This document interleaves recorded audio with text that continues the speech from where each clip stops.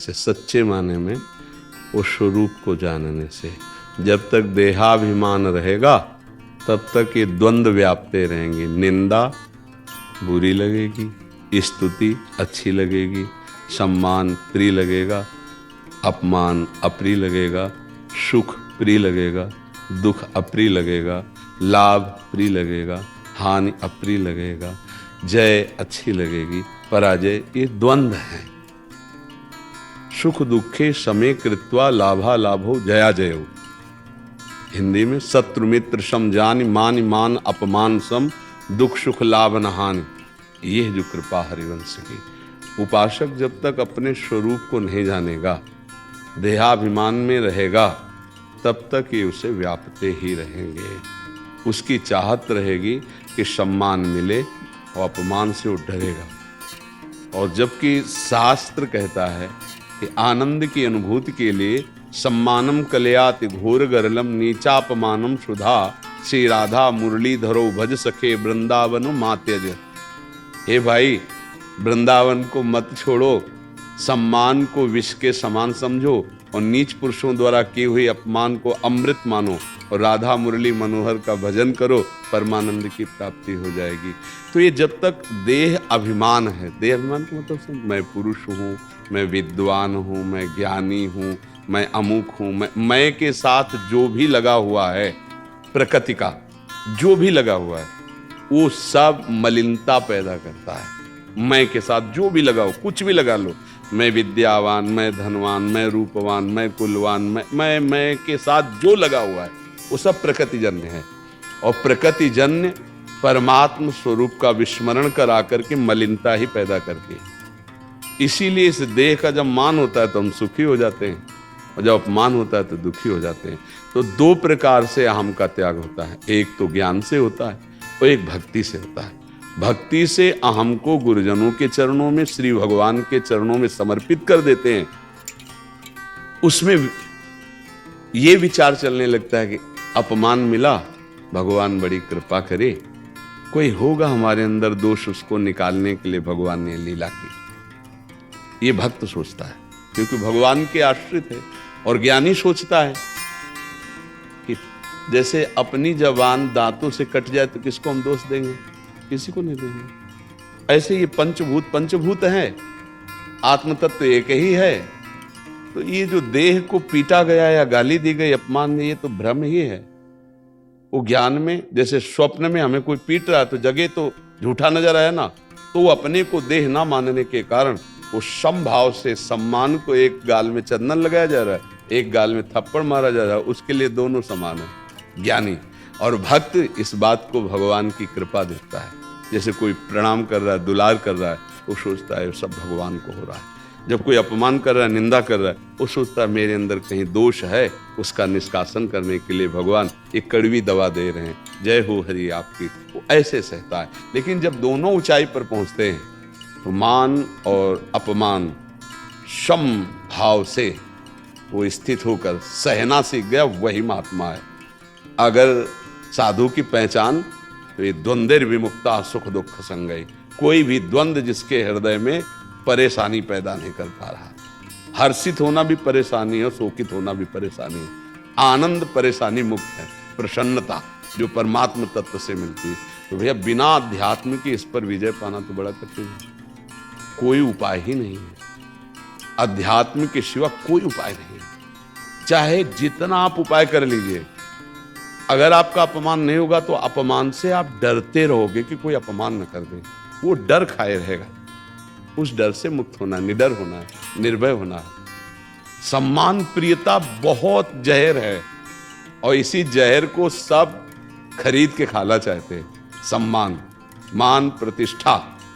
और भगवत मार्ग में ऊंचाई पर चढ़ने के लिए सबसे पहली जरूरत है निर्माण अमोहा जित संग दोषा अध्यात्म नित्या विनिवृत्त कामा। मान रहित होना, सब ही मान प्रद आप अमानी। पर बिना अध्यात्म के तो समझ में आएगा नहीं। इसीलिए संतों का, सत्व शास्त्रों का वचन सुनो और नाम जप करो। और गंदी बात सुनने से, गंदी बात देखने से, गंदी बात बोलने से, गंदे आचरण करने से बचो। तो आपका हृदय निर्मल होगा। तो आपका जो मलिन अहंकार देहाभिमान है, ज्ञान प्रकट होगा तो उससे नष्ट हो जाएगा, या भक्ति प्रकट हुआ तो भगवान के चरणों में समर्पित हो जाएगा। दूसरा कोई उपाय नहीं। चराचर जगत को ये अहंकार नचा रहा है। संस्कृति मूल शूल प्रदनाना सकल शोकदायक अभिमाना, ये संस्कृति का मूल चक्र है। जैसे ट्रैक्टर और टाली का कनेक्शन है ना, तो इस जन्म मरण का कनेक्शन ये है अहंकार। ये देहाभिमान नष्ट हो जाए तो जीवन मुक्त हो जाए। देह भाव ही हमारे पतन का कारण है। तो भक्ति में इसको प्रेम के द्वारा विस्मृत किया जाता है, और ज्ञान में इसको कंचन सजना सहज है, यद्यप कठिन है। सहज त्रिया का ने, यद्यप ये भी कठिन है, पर ऐसा कर सकते हो। पर मान बड़ाई ईर्ष्या दुर्लभ सजना है, श्री कबीरदास जी कहते हैं। मान बड़ाई ईर्ष्या अहम, ये जो मान, तो मैं के साथ कुछ भी जुड़ा, बात टोटल समझ लो, मैं के साथ कुछ जुड़ा वही मलिनता पैदा कर देगा। मलिनता पैदा कर उस अहंकार शुद्ध मैं, श्री कृष्ण स्वरूप ब्रह्म स्वरूप शुद्ध मैं, जिसमें कुछ नहीं जुड़ा, जहां मैं के साथ कुछ जुड़ा प्रकृति का, वो मलिनता पैदा कर देता है। अब इतना डर, एक दो डर हैं, आप देखो अंदर कितने डर भरे हुए हैं। भगवान की शरणागति से पहला होता है निर्भय, निडर। जब तक पापाचरण होगा तब तक निडर नहीं रह सकते, पक्का निश्चिंत नहीं रह सकते, निशोक नहीं रह सकते। इसीलिए हम सबसे प्रार्थना करते हैं। आज सत्संग में सुबह था, धर्म अर्थ काम मोक्ष, ये 4 पुरुषार्थ हैं।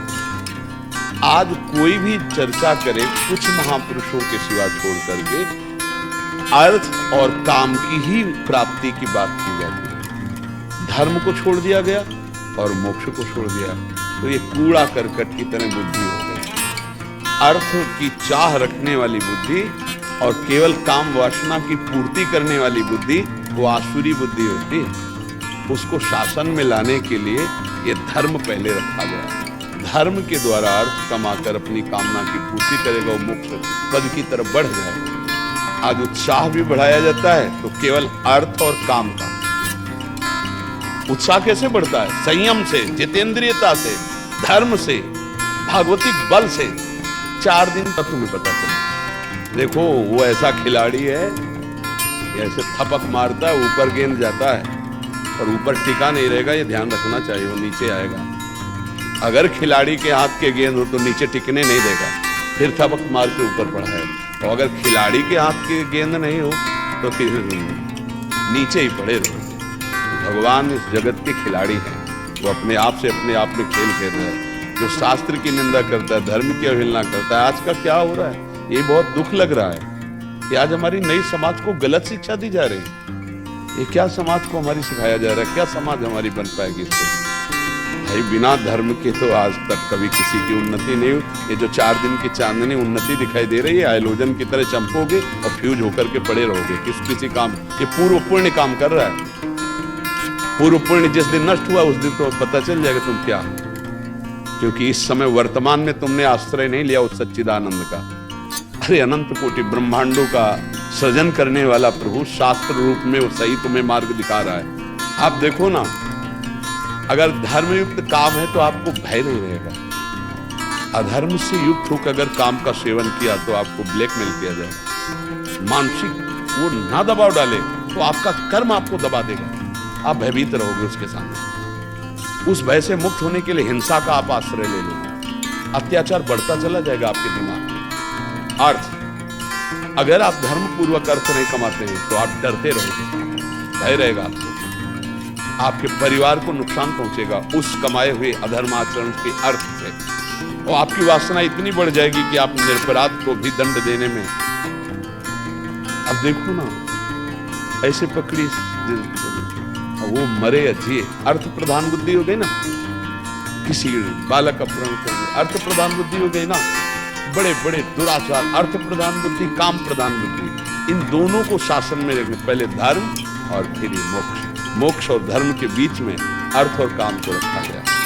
इसलिए भाई जब तक अध्यात्म को नहीं समझा जाएगा तब तक अहंकार से बचना या सम्मान की प्रियता से बचना बहुत कठिन है। अध्यात्म को समझा जाए। उसके समझने के लिए हमें बुद्धि पवित्र चाहिए, पवित्र बुद्धि के लिए हमें नाम जप चाहिए। अगर हम भगवान नाम जप करेंगे, किसी की निंदा नहीं करेंगे, कोई अपराध नहीं करेंगे, तो कुछ ही दिन में हमारी बुद्धि पवित्र होने लगेगी और हम सहन करने लगेंगे। ये संपूर्ण संसार के हृदय में हमारे भगवान बैठे हैं। जैसे अपना बच्चा है, अपनी गोद में चढ़कर अपनी दाढ़ी पकड़ के नोचे थप्पड़ मारे तो आपको कैसा बुरा लगेगा क्या? एक मुस्कुराहट है यार, कोई कहे अरे यार तुम्हारा बेटा तुम्हारे गाल पे थप्पड़ मारा, तुम प्रभु हे भगवान हे ईश्वर, ये अज्ञानी इसको कष्ट मत देना, है जो मुझे पीड़ा पहुंचा रहा है इसका मंगल हो, इसको कभी कष्ट मत। क्या हृदय है, वो पीड़ा पहुंचा रहे हैं और वो उनके लिए मंगल कामना कर रहे हैं। ये होता है भगवान के नाम जप से, भगवान के आश्रय से, धर्म के पालन से। तो एक भय नहीं, हमारे तो अनंत संस्कार, अनंत भयों के रास्ते, अब वो सब बंद तभी होंगे जब भगवान का आश्रय होगा, अध्यात्म का ज्ञान होगा। इसलिए शास्त्रों का स्वाध्याय करो, नाम जप करो और धर्म से चलना सीखो। पवित्र आचरण करोगे, देखो हृदय एकदम शीतल होता है। कई बार हमने बताया, देखो धर्म का कितना सुख है। जैसे आप बढ़िया भोजन पाने ही जा रहे हो और कोई भूखा आदमी दिखाई दिया तो आप अपना भोजन उठा के पूरा उसको दे दीजिए। आप बिल्कुल नहीं पाए भूखे, और जब वो पा लेगा तो आपके हृदय में इतनी तृप्ति होगी जो किसी दिन भोजन पाने से नहीं हुई। एक अद्भुत शीतलता हो। ये धर्म बना ना, धर्म हृदय को शीतल करता है और अधर्म हृदय को जलाता है। दूसरे का सुख छीन कर भोगने वाला वो कभी चैन से नहीं रह सकता, और अपने सुख का बलिदान करके दूसरे को सुखी करने वाला वो कभी बेचैन नहीं हो सकता, कितनी भी सामने विपत्ति हो या विपरीत परिस्थिति हो। इसलिए मान और अपमान दोनों को सम समझने वाला महात्मा भगवत प्राप्त माना जाता है। तो बिना अध्यात्म के, बिना भजन की स्थिति बातों से तो आने वाली नहीं। हम बात करेंगे मान सम्मान सम की, लेकिन अपमान में हृदय दुखी हो जाएगा और सम्मान में हम फूल जाएंगे। जो दोनों में सम रहता है वही सही। ऐसी बुद्धि बनाने के लिए तुम नाम जप करो, सत्संग सुनो। अब इसमें क्या बात होती है, कक्षा 1 का विद्यार्थी, कक्षा 2 का विद्यार्थी, कक्षा 5 का विद्यार्थी, PhD का अंतर।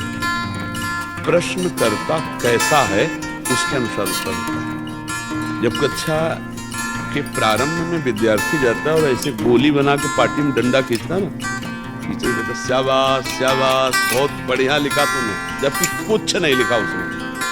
गोली बनाई, डंडा कर दिया, शाबाश, टॉफी दिया, दुलार किया। अगले दिन से वो आने लगा गोली डंडा गोली डंडा। अगर वो गोली डंडा साल भर बनाता रहे तो छड़ी लेकर के थप्पड़िया दिया जाएगा।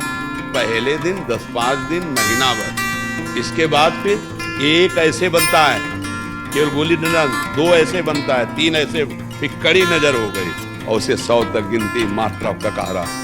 आप वैराग्यवान भगवत मार्ग के पति हैं। आपके प्रश्न का उत्तर, इनके प्रश्न का उत्तर, अभी अभी बिल्कुल एक ही प्रश्न का उत्तर, उसका अलग अलग। जो संसार में आसक्त जीव है वो सरलता सहजता पूर्वक भगवान को कैसे प्राप्त करें।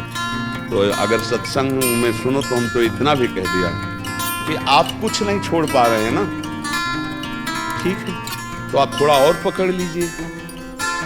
आप समझिए, आपका छोड़ने का हिम्मत खत्म हो गया तो भाई हम तो कुछ नहीं छोड़ पाएंगे। पकड़ना का स्वभाव है तो एक पकड़ लीजिए, राधा राधा राधा राधा। अब आप चलिए, फिर आप देखिए कैसे आप छोड़ देते हैं। जैसे जैसे अंतःकरण पवित्र होगा, अपने आप असत आचरण छूट जाएंगे। ये सबके लिए नहीं। अगर यही बात साधक की, तो साधक अगर एक भी छोटी गलती करेगा तो पहाड़ की तरह गलती मानकर उस पर चढ़ बैठेगा। और विषयी पुरुष अगर पहाड़ जैसी गलती करेगा तो उसको तुम चिंता मत करो, मिलाओ, आगे बढ़, हम देख लेंगे, बढ़ आगे बढ़। क्यों? अगर उसको अगर डांट लगा दी तो वो कल से परमार्थ की बात ही नहीं सुनेगा। शाबाश, तू सुन रहा है ना, बढ़ आगे, हम देख लेंगे, आगे बढ़। अब कह दे उसके लिए तो ऐसा बोले, उसके लिए इतना बर्दाश्त करें, क्योंकि वो चढ़ चुका है। अब वो फिसल के गिरे ना, इसलिए उसकी जरा सी भी फिसलन बर्दाश्त नहीं होगी, उसको ऊंचाई, और वो गिरा हुआ है, उसको हिम्मत दे के पहले खड़ा करना, खड़ा करके कदम बढ़ाना है, फिर आगे चलना। आपका उत्तर जन साधारण के उत्तर से अलग होगा। अब अपने को जीवन में केवल इतना ही देखना है, क्योंकि आश्रित हो चुके हैं भगवत मार्ग के निवृत्ति परक मार्ग का हम जो अपने जीवन में उतार रहे हैं, उसको हम चल रहे हैं, अनुकरण कर रहे हैं निवृत्ति परक, उसमें प्रतिकूल आराध्य देव के प्रतिकूल बात नहीं है। क्योंकि ये पीएचडी की पढ़ाई में मानो आपको वैराग्य देव भगवत मार्ग का आश्रय अब इसमें नहीं चलेगा, अब इसमें नहीं चले, क्योंकि बहुत पढ़ाई पढ़ चुके बाबा जी। आगे एक लाइन और लिखिए कि करने का त्याग करने का तो आप वो करते हैं, बट हम प्रभु के हैं, इस पर आप ज्यादा जोर देते हैं। हाँ देखो, अब जैसे आपसे कहा जाए कि आप सोचो आप प्रभु के हैं, तो बहुत है नादानी होगी, क्योंकि बाहर से और भीतर से दोनों से आप प्रभु के हैं। अब उस प्रभु के हैं की सिद्धि की बात आप पर ज्यादा देंगे, इनको बात जोर से कहेंगे आप प्रभु के हैं। क्यों? ये पत्नी के हैं, पुत्र के हैं, परिवार के हैं, संसार के, इनके अंदर ये विशेषता बैठी है। अब हमको ज्यादातर इनके अंदर ये बात डालनी, कोई साधन बने न बने, तुम्हें बार बार सोचना मैं प्रभु का अंश हूं, मैं प्रभु का हूं, मैं प्रभु का हूं। तो आपके अंदर ये तो दोनों बातें पहले से ही हैं। शरीर से लाइसेंस प्रभु के हैं, इसका मतलब है कि संसार कि हमको ऐसी वृत्ति धारण करनी है कि जिस मार्ग के हम पति के उसके प्रतिकूल भूल से भी आचरण न बन जाए। बहुत ही सूक्ष्मता से आपके दोषों का दर्शन आप ही करें और उनको बड़ी ही चतुरता पूर्वक अंदर से निकाल कर निर्दोष ब्रह्ममय हो जाए। ये अब इनके लिए तुम जैसे हो, जैसे हो, इतना सोचो प्रभु के हैं और शुरू करो राधा राधा राधा राधा। धीरे धीरे एक एक पॉइंट पर धीरे धीरे चढ़ाते चढ़ाते, और जब ये चढ़ जाएंगे तो जैसा इधर वैसा इधर बोलने लगेंगे। जैसे गृहस्थी में ही है, उन जिनको हम जानते हैं कि हाँ ऐसे ऐसे, अब वो प्रश्न करेंगे तो उनको डांट लग करके दूसरे रूप में मांगे। आपको ऐसे चलता, अब थोड़ी कि आप वही गोली डंडा बनाते हैं। अब आपको इस तरह से आप किस क्लास में चढ़ गए उसकी स्थिति के अनुसार से, तो आप समझ पा रहे हैं। एक ही प्रश्न का 100 बार 100 अलग अलग उत्तर हो सकता है। एक ही बुखार के कई बुखार होते हैं ना, मलेरिया, ये वो अलग अलग टेबलेट हो। एक साधारण बुखार है, ऐसा बुखार जैसे प्लेटें गिरती चली जाएंगी, और उसके लिए अलग इंजेक्शन है, अलग दवाइयाँ हैं। तो जैसे अपने लोग ये ऐसी चढ़ाई पे हैं, इसलिए तो ऐसा धम्म से गिरे कि न परमार्थ के रह गए न स्वार्थ के रह गए। और ये लोग परमार्थ की चढ़ाई पर चढ़ने मात्र की बात सुनकर डर जाएंगे। इनको इसी में रहकर परमार्थ का ज्ञान करना, तो बड़ी प्रवीणता से इनके मन को भगवदाकार बनाना। ये भगवान के जो दास जन होते हैं या भगवत स्वरूप महात्मा होते हैं, भगवान उनको ऐसा विवेक देते हैं कि किसको कैसे, जो मन विषयों में फंसा हुआ है उस मन को हटाकर और प्रभु में कैसे लगा। लेकिन आप विरक्त जनों के लिए बहुत यात्रा हो चुकी है और उसमें सावधानी की बात है, क्योंकि आप चल रहे हैं तो प्रतिकूल कोई भी प्रतिकूल आचरण हमारे हृदय में है। प्रभु आज्ञा यही के भी उनको भगवत प्राप्ति हो, ऐसी शास्त्रों से खोज के अनुभूत करके वो मार्ग। तो सबका उत्तर अलग, आपका उत्तर। कोई संशय? संजीव शर्मा जी जम्मू से। एक बात हमें बताओ कि भविष्य का मतलब है जो कुछ हमने पूर्व में कर्म किए उसके अनुसार इस शरीर की रचना हुई, और इस रचना में वो लिख गया है कि इतने वर्ष में ये, इतने वर्ष में शुभ अशुभ, सुख और दुख, ठीक है ना। अब जो हम भजन कर रहे हैं ये कहाँ लिखा था? हम इसके प्रभाव से लेख को भी मिटाएंगे, इसके प्रभाव से हम भगवान को प्राप्त करेंगे। हमारे भाग्य में कुंडली में नहीं लिखा भगवत प्राप्ति, हमारी कुंडली में नहीं लिखा कि हम कौन सी सिद्धि प्राप्त करेंगे भजन से। ये मानव देह केवल पशु का देह नहीं है कि जो हमारे भाग्य में लिखा वही हम केवल भोगेंगे। नहीं, हम नवीन कर्म करेंगे, ऐसे महान कर्म करेंगे, ऐसा भजन करेंगे कि अपने भाग्य को मिटा दे, तभी भगवत प्राप्ति होती है। अगर हमें अभी अगर और कोई निवारण का उपाय होता तो दशरथ जी का मरण, सिया जी का हरण, भगवान का बन बन भटकना, ये कुंडली के विचार में कमी नहीं की थी वशिष्ठ जैसे त्रिकालज्ञ महापुरुष, और उधर जनकपुर में सदानंद जैसे सिया जी के पक्ष के पंडित सदानंद जी महाराज, और ये कुलगुरु वशिष्ठ जी त्रिकालज्ञ। क्या कुंडली विचार में कुछ कमी रह गई कि ये जानकारी में कमी थी? वो ऐसे हाथ मींचते हुए भरत जी से कह रहे, सुनो भरत भावी प्रबल बिलख कहो मुनिनाथ, हानि लाभ जीवन मरण जस अपजस विधि हाथ। क्या करो?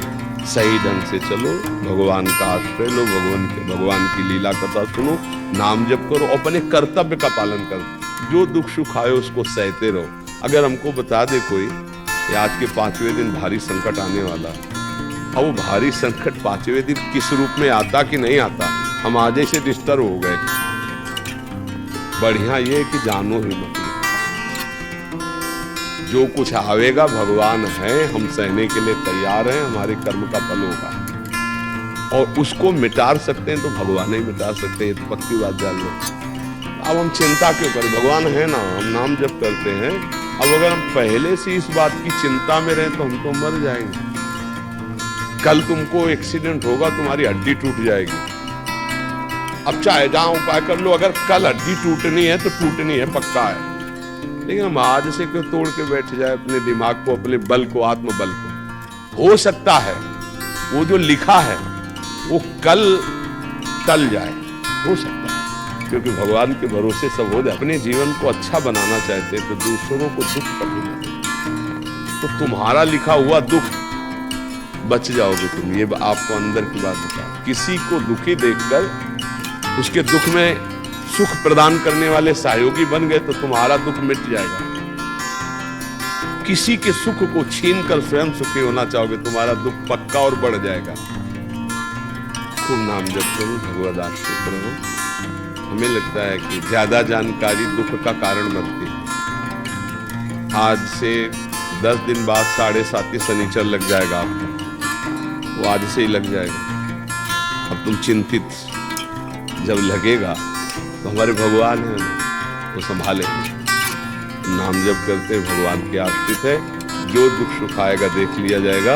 हम अपने सत मार्ग में चले तो निश्चिंत रहोगे, जो होना है सो होना है। जन्मेजय जी को पहले से पता चला कि परीक्षित जी को आज सांप काटेगा, तो सांप था ना, पूरी व्यवस्था की, बड़े बड़े मंत्रज्ञ, बड़ी बड़ी औषधि, बड़ी बड़ी व्यवस्था कि एक वायु भी वहां बिना आज्ञा के नहीं जा सकती, ऐसे मंत्रवेत्ता ऋषि बैठा दिए, क्योंकि राजा थे परीक्षित जी ने। उन्हीं को तो मुकुट पहना करके तब फिर भागवत सुनी। जीव ही समय आया तक्षक के काटने का, तो ब्रह्म ऋषि लोग फल फूल लाकर राजा को समर्पित करते थे और उनकी जांच नहीं होती थी, क्योंकि ऋषियों की जांच। तो एक ऋषि के पुष्प में ही, पराग में लाल दाने के रूप में छोटा रूप, इच्छाधारी होते तो महान छोटा रूप धारण करके बैठ गए। जो ही ऐसे समर्पित किए, पुष्प ऐसे लिया और जी ही ऐसे माथे में लगाने को विशाल रूप धारण करके काटते ही बस मरण कर रोक पाए, चढ़ नहीं सकता। आसपास मंत्रों से कील दिया गया था, बड़ी भारी व्यवस्था थी कि परीक्षित जी को, लेकिन ना समय आया। जो होना है उसके लिए हमें चिंता क्या करनी, टाल तो सकते नहीं, और जो टलना है वो भगवान टाल देंगे। तो हम आज से निश्चिंत होकर भगवान की शरण में भजन करते हुए, धर्म पूर्वक आचरण धर्म के करते हुए समय व्यतीत करें। हमें लगता है ज्यादा इस चिंता में नहीं फंसना चाहिए कि अब कल क्या होगा, ये हम जानकारी कर ले। बड़ी कृपा है कि हमें जानकारी नहीं है कि कल क्या होगा, तो हम आज से चैन से रह लेंगे, आज धर्म से जी लेंगे। एक कल की चिंता में हमारा आज बर्बाद हो जाएगा, नहीं हो जाएगा, वर्तमान में। और कल पता नहीं वो आवे कि ना आवे, ऐसा भी हो सकता है। भगवान बचा ले, भगवान के आश्रित है, वो टाल सकते हैं। मान लो एक्सीडेंट होना है, तो पैर में ठोकर लगी, वो भी तो एक्सीडेंट हो जाएगा। एक चबेटा लगा, थोड़ा अंगूठा फूटा, बच गए, बोले हो गया, वो निकल गया। भगवान ऐसा भी कर सकते हैं, वो कर तुम अन्यथा कर तुम सर्व समर्थ है।